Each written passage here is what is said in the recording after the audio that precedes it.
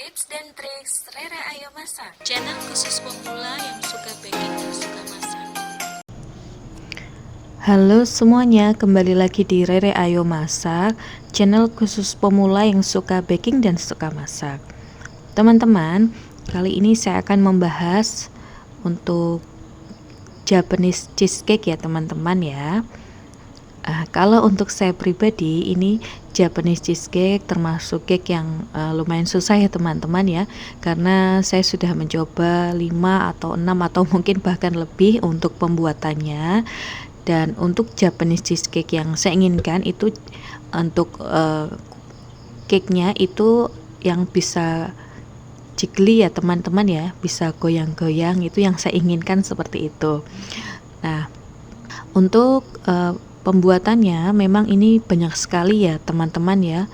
Untuk Japanese cheesecake, untuk permasalahannya seperti cake-nya retak atasnya, lalu untuk bagian cake-nya berpinggang, menciut ya, bantat, tidak matang, pori-porinya besar. Ini banyak sekali ya teman-teman ya. Saya ini sudah pernah saya alami, atau mungkin bahkan tidak matang, itu saya sendiri sudah pernah mengalaminya ya. Jadi ini yang saya share, ini tips dari saya yang sudah berhasil membuat Japanese cheesecake ini yang jiggly ya, yang bisa goyang-goyang ya teman-teman ya. Yang perlu kita perhatikan adalah untuk pemilihan bahan ya teman-teman ya. Nah, yang pertama untuk tipsnya, ini pastikan untuk pemilihan telur itu yang fresh ya teman-teman ya, yang segar.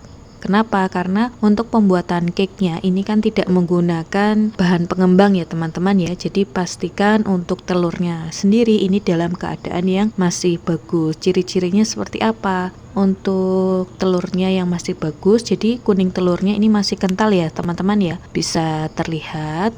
Ini memang untuk pembuatan Japanese cheesecake ini mirip dengan chiffon cake ya teman-teman ya, namun hanya saja untuk hasil cake-nya ini lebih moist ya, lebih lembab untuk Japanese cheesecake-nya. Lalu ketika pemilihan telurnya sudah benar, jadi tepung yang digunakan itu tepung protein rendah ya teman-teman ya. Jadi kalau untuk tepung protein rendah nanti akan menghasilkan Japanese cheesecake-nya itu yang terasa lebih lembut ya teman-teman ya.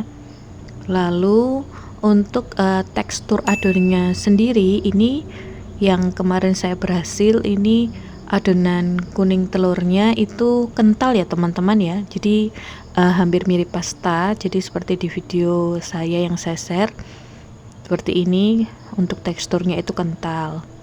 Lalu untuk tips selanjutnya, ini pemilihan loyang ya teman-teman ya.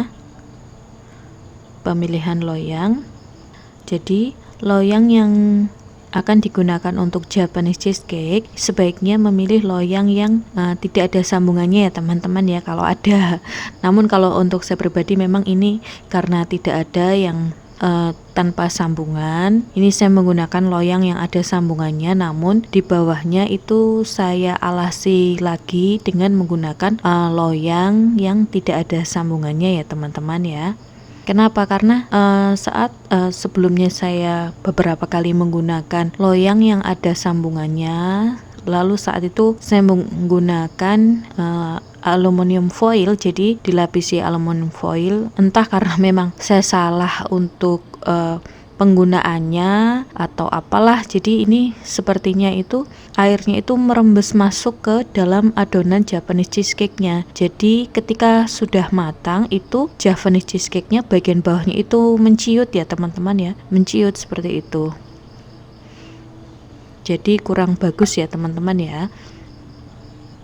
Lalu untuk loyangnya, ini jangan lupa ya teman-teman ya, loyangnya itu jangan dioles apapun ya teman-teman ya, jangan dioles. Kenapa? Agar untuk cake-nya ini merekatnya lebih kuat ya teman-teman ya. Jadi untuk loyangnya itu bagian dasarnya, ini saya pribadi menggunakan baking paper ya teman-teman ya, baking paper, dan samping-sampingnya itu saya tidak diberikan apapun karena pernah mencoba menggunakan baking paper untuk samping-sampingnya, namun hasil Javanese cheesecake-nya itu sedikit menciut ya teman-teman ya, jadi sedikit berpinggang seperti itu. Jadi menurut saya ini kurang bagus ya teman-teman ya. Lalu kalau untuk penggunaan apinya, ini saya pribadi karena menggunakan oven tangkring, itu apinya api sedang ya teman-teman ya, api sedang namun cenderung kecil, jadi tidak terlalu kecil namun sedang ya, seperti itu. Lalu untuk tips selanjutnya, pada saat pembuatan adonan putih telur, untuk pengocokannya itu hanya sampai pada tahapan soft peak ya teman-teman ya. Sampai tahapan soft peak seperti apa? Jadi ketika sudah di mixer itu, ketika whisknya diangkat, ini terlihat untuk jambulnya masih terkulai lemas ya teman-teman ya. Namun ketika dibalikan itu adonannya tidak tumpah. Jadi kalau menurut saya pribadi yang berhasil untuk membuat Javanese cheesecake yang goyang-goyang cake-nya itu yang seperti ini ya teman-teman ya, untuk pengocokan putih telurnya ya. Lalu untuk membuat adonan putih telurnya itu saya lebih memilih menggunakan yang berhasil ini menggunakan jeruk nipis ya teman-teman ya, menggunakan jeruk nipis. Kenapa? Karena beberapa kali saya mencoba menggunakan jeruk lemon itu untuk pori-pori yang dihasilkan itu terlihat besar-besar ya teman-teman ya.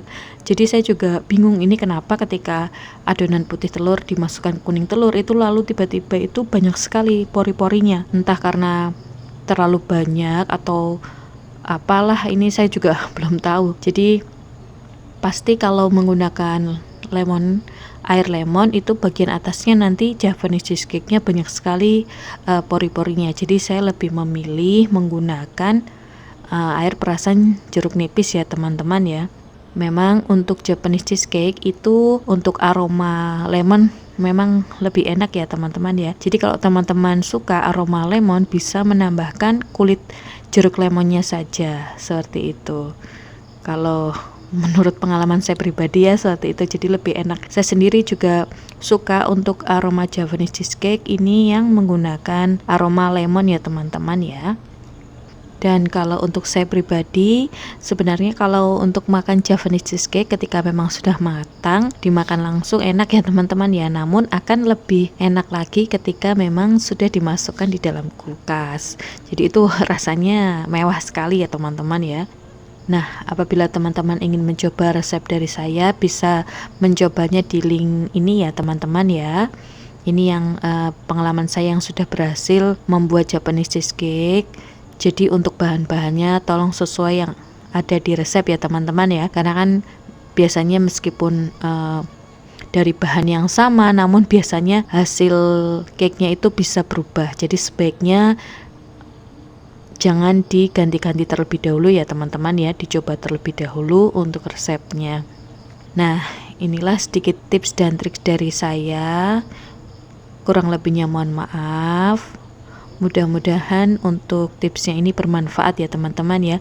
Apabila teman-teman sudah berhasil membuat Japanese cheesecake, ini boleh ya tag di Instagram saya Rere Ayo Masak. Tentunya nanti saya akan senang sekali ya teman-teman ya. Atau boleh tulis di kolom komentar. Ada pertanyaan lain juga boleh silahkan tulis di kolom komentar. Bisa ditunggu untuk video-video selanjutnya ya. Terima kasih. Jangan lupa like, share, and subscribe ya. Terima kasih.